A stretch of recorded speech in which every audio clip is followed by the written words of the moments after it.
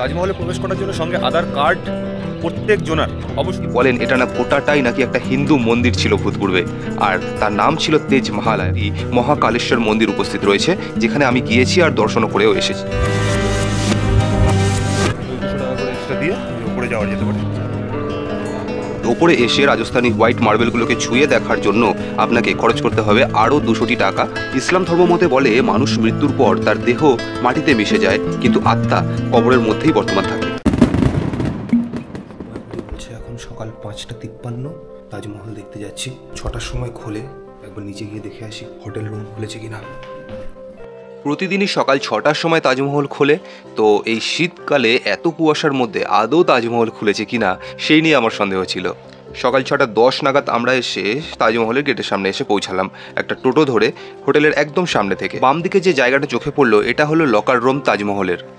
যারা বিভিন্ন ট্যুরিস্টরা আসছেন, যাদের বেডিংপত্র লকারে রাখার প্রয়োজন রয়েছে, তারা এটা ইউজ করতে পারেন। তো টিকিট কেটে নিলাম। টিকিট হচ্ছে তাজমহলে ঢোকার জন্য মাত্র 50 টাকা। আমাদের এখানে যে সমস্ত পার্কে যেমন হয় ঠিক তেমনই। এটা হলো এন্ট্রি গেট, আর বিভৎস লোক ছিল এই এন্ট্রি গেটে সেই সকালেও। তো এখনও ভোরের আলো খুব একটা ফোটেনি, কারণ শীতকাল ছিল, এটা জানুয়ারি মাস। আগ্রার তাজমহলে আমার এটা ছিল প্রথমবার। এসে দেখলাম কত এখানে ইংরেজ রয়েছে, মানে ফরেনার, বিদেশিরা প্রচুর পরিমাণে এখানে রয়েছে। আমাদের ইন্ডিয়ানের থেকে বিদেশি এখানে আপনি বেশি দেখতে পাবেন। আর এই হচ্ছে এন্ট্রি গেট, আর এন্ট্রি গেটের এই বাদিকটায় লেখা রয়েছে কী কী এখানে অ্যাভেলেবেল রয়েছে, যেমন হচ্ছে ড্রিঙ্কিং ওয়াটার, ওয়াইফাই অ্যাভেলেবেল রয়েছে, ক্লক রুম রয়েছে, শুয়ের কভার এখানে পেয়ে যাবে, ফার্স্ট এড বক্স আছে, এমনকি হুইল চেয়ারও যাদের প্রয়োজন রয়েছে। দেখতে দেখতে একটা নতুন লাইন খুলে যাওয়ার কারণে আমরা সাথে সাথে ওই লাইনটার মধ্যে প্রবেশ করে ফেললাম। তো আধার কার্ড হচ্ছে এখানে মাস্ট, আধার কার্ড দেখিয়ে আমরা প্রবেশ করলাম। আপনি ফোনেও দেখাতে পারেন যদি আপনার কাছে ফিজিক্যালি অ্যাভেলেবেল না থাকে। এই হচ্ছে গেট। গেট থেকে আমরা প্রবেশ করলাম, আর গেট থেকে ঢুকতেই বাম দিকে যে সমস্ত ঘরগুলো তোমরা দেখতে পাচ্ছ, এইগুলোতে শ্রমিকরা নাকি এখানে থাকতো। 20,000-এরও বেশি শ্রমিক এখানে কাজ করেছে 22টা বছর ধরে এই তাজমহল বানানোর উদ্দেশ্যে। তাজমহলে প্রবেশ করার জন্য সঙ্গে আধার কার্ড প্রত্যেক জনার অবশ্যই করে আনতে হবে। তো এখন আমরা দাঁড়িয়ে রয়েছি একেবারে তাজমহলের সিংহদুয়ারের সামনে। এখান থেকে তাজমহলটা দেখা যাচ্ছে ওই ফাঁক থেকে, তোমরা দেখতে পাচ্ছ কিনা জানি না। ভেতরে গিয়ে তারপর তোমাদেরকে দেখাবো। এখানে প্রচুর পরিমাণে ফটোগ্রাফার রয়েছে, গাইড রয়েছে, যারা তোমাদেরকে অ্যাপ্রোচ করবে নিজেদেরকে বুক করার জন্য। প্রচুর ফরেনার রয়েছে, তো ফরেনারই ওদের মেন কাস্টমার। তো দর্শক বন্ধুরা, আমরা এসে পৌঁছেছি বিশ্বের 7টি আজুবার মধ্যে একটিতে। হ্যাঁ, ঠিক ধরেছেন, আগ্রার তাজমহল। অনেকেই বলেন এটা না গোটাটাই নাকি একটা হিন্দু মন্দির ছিল ভূতপূর্বে, আর তার নাম ছিল তেজ মহালয়া। তবে আজ বর্তমানেও তাজমহলের ঠিক পিছনে যমুনা নদীর তীরে একটি মহাকালেশ্বর মন্দির উপস্থিত রয়েছে, যেখানে আমি গিয়েছি আর দর্শনও করেও এসেছি। আর এই হলো মমতাজের উদ্দেশ্যে বানানো তাজমহল, যেটা কিনা এতদিন ছবিতে দেখে এসেছি, টিভিতে দেখে এসেছি, আজ সেটা আমার চোখের সামনে। আর আমার মাধ্যমে আপনাদের দেখানোর চেষ্টা করছি মাত্র এই 6 ইঞ্চি স্ক্রিনটার মধ্যে বিশ্বের 7টা ওয়ান্ডারের মধ্যে একটি তাজমহল।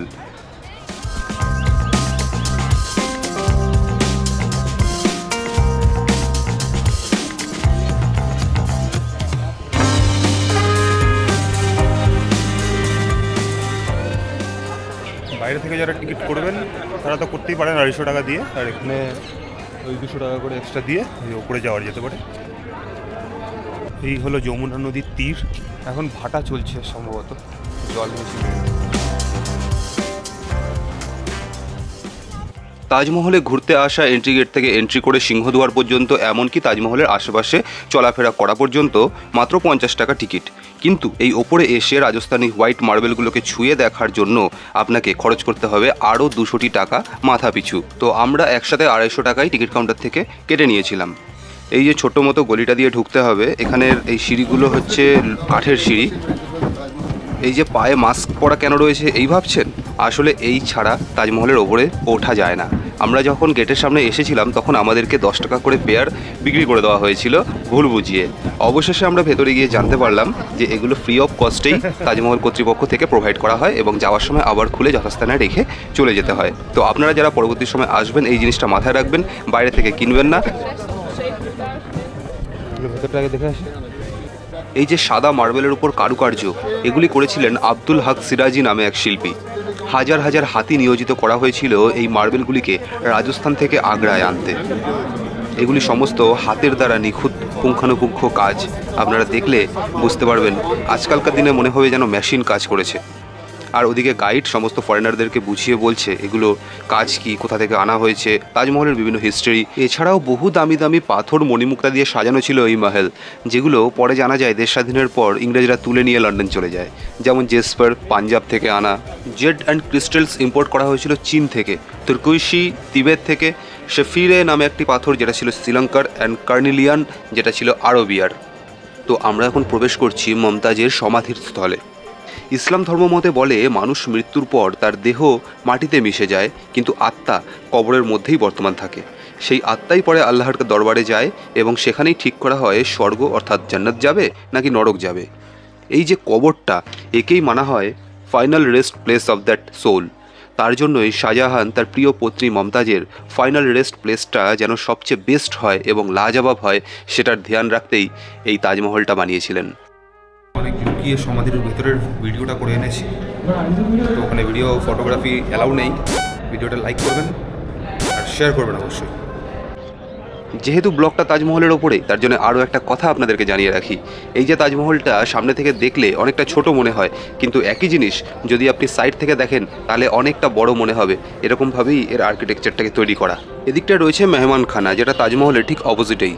খুব সম্ভবত মুঘল আমলে কোনো আত্মীয় স্বজন আসলে এখানে রেস্ট করার জন্য তাদেরকে রাখা হতো। অন্য জায়গায় যেমন গাছে গাছে পাখি আর মাঠে ঘাটে গরু মহিষ দেখা যায়, তাজমহলে ঠিক উল্টোটা। এখানে গাছে গাছে আপনি টিয়া পাখি দেখতে পাবেন, তাও অরিজিনাল। তাজমহল থেকে আমরা দূরে অনেকটা বেরিয়ে চলে এসেছি, এখনও চূড়াটা দেখা যাচ্ছে। আর এটা হলো লকার রুম। যখন আপনি তাজমহলের ভিতরে প্রবেশ করবেন তখন ওই এন্ট্রি গেট থেকে আপনার হাতের সমস্ত জিনিস নিয়ে নেওয়া হবে। ক্যামেরা এখানে অ্যালাউ, কিন্তু এখানে ট্রাইপড অ্যালাউ না, বড় কোনো ব্যাগ অ্যালাউ নয়, কোনো খাবার অ্যালাউ নয়। আর সেই কারণেই এই লকার রুমের পাশে অনেক বাঁদর আপনি দেখতে পাবেন, যারা বসে থাকে ওই খাবারগুলো পাওয়ার আশায়। ভিডিওটা কেমন লাগলো কমেন্ট করে তা অবশ্যই জানাবেন। একটা লাইকের আমি আশা রাখবো। আর এক্সপ্লোর উইথ রাজু চ্যানেলটিকে সাবস্ক্রাইব করবেন পরবর্তী ভিডিওগুলো দেখার জন্য। আর তাজমহলের পেছনে যে শিব মন্দিরটার কথা আমি উল্লেখ করেছিলাম, সেই ভিডিওটা পরবর্তী 2-3 দিনের মধ্যেই চলে আসবে। তো ভিডিওটা দেখার জন্য অবশ্যই সাবস্ক্রাইব করবেন।